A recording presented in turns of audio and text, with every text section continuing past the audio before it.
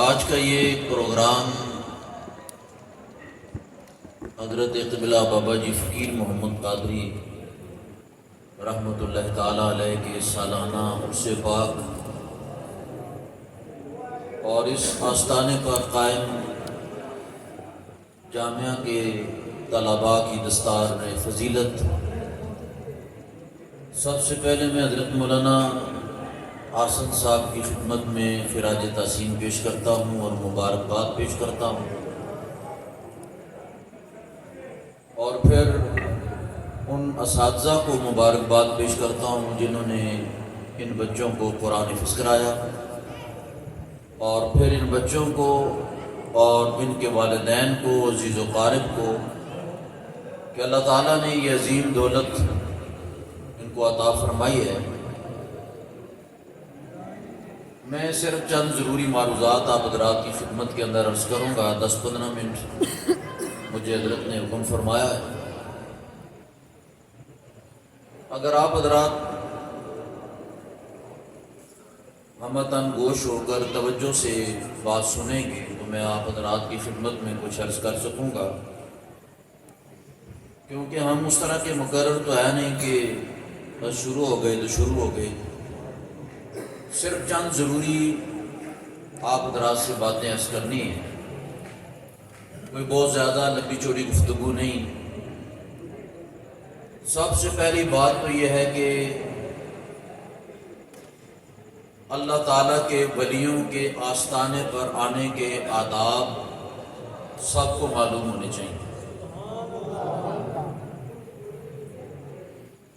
سب سے بڑی چیز ادب ہے، اور انسان کو جو کچھ بھی ملتا ہے ادب سے ملتا ہے، اور بندہ جو کچھ بھی گواتا ہے وہ بے ادبی سے گواتا ہے۔ میں لوگوں کو دیکھ رہا ہوں کہ سارے تقریباً ننگے سر بیٹھے ہیں اور آئے ہیں ولی اللہ کے عرس پاک پر، اور میں یہ بات یقین سے کہہ سکتا ہوں کہ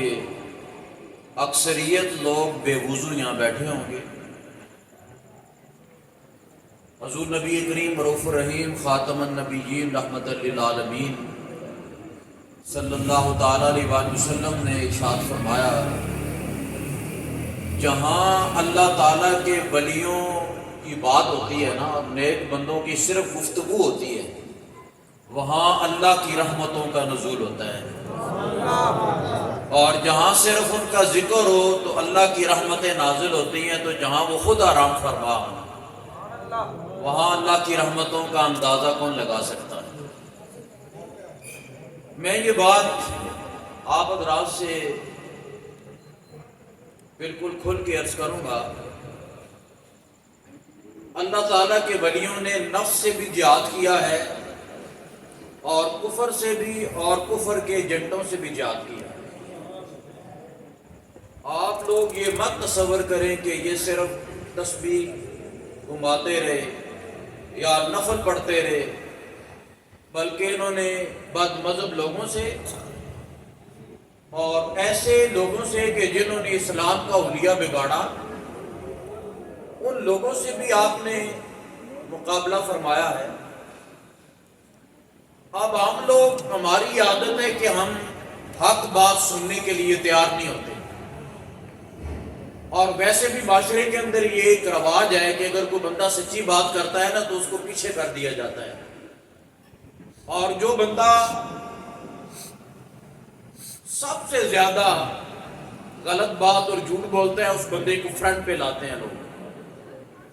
اور کہتے ہیں کہ یہ بندہ جو ہے نا بہت دنیا دار بندہ ہے، اور دنیا دار کہلانے کے اندر ہم لوگ بڑا فخر محسوس کرتے ہیں۔ اور جن 6 بچوں نے قرآن حفظ کیا، ان بچوں کے قدموں کی خاک کے برابر بھی کوئی نہیں ہو سکتا، اس لیے کہ اللہ کا کلام انہوں نے اپنے سینوں کے اندر محفوظ کیا ہے، اور اللہ تعالیٰ کی ذات نے ان پہ کرم عطا فرمایا۔ لیکن ان بچوں سے بھی، اور ان بچوں کے اساتذہ سے بھی، اور ان کے ماں باپ سے بھی میں یہ بات عرض کروں گا کہ قرآن حفظ کر لینا یہ کوئی اتنی بڑی بات نہیں ہے۔ میرا اپنا مدرسہ ہے، 5-6 میرے ادارے ہیں، اور قرآن حفظ کر لینا، زیادہ سے زیادہ قرآن حفظ کی جو میعاد ہے نا، وہ تقریباً 2.5 سال ہے. حفاظ کرام اس بات کو جانتے ہیں. جو بچے ذہین ہوتے ہیں وہ 1 سال کے اندر، 1.5 سال کے اندر، 2 سال کے اندر بھی کر لیتے ہیں. لیکن زیادہ سے زیادہ مدت حفظ کی 2.5 سال سے لے کے 3 سال تک ہے. سمجھ آ رہی ہے بات؟ ایک بچہ 2.5 سال یا 3 سال محنت کرتا ہے اور قرآن حفظ کرنے کے بعد آپ اس کو اسکول کے اندر داخل کرا دیتے ہیں تو آپ اس کے ساتھ ظلم کر رہے ہیں. میں اسکول کی تعلیم کے خلاف بات نہیں کر رہا، لیکن میں کہتا ہوں کہ جس بچے کو آپ نے دین کی طرف لگایا ہے نا، اس کو دین ہی کی طرف رہنے دیں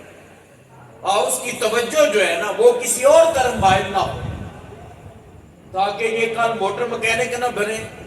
اور گاڑیوں کے مکینک نہ بنے، بلکہ ممبر رسول پہ بیٹھ کے لوگوں کو حق بات بتائیں.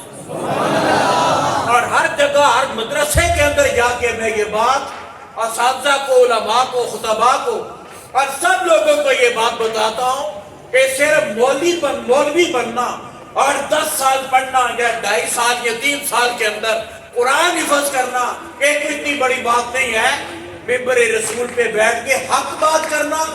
اور یعنی کہ ظلم کی آنکھوں کے اندر آ کے ڈال کے بات کرنا، حقیقت کے اندر یہ مسئلہ ہے. سمجھ آ رہی ہے نا بات کی کہ نہیں؟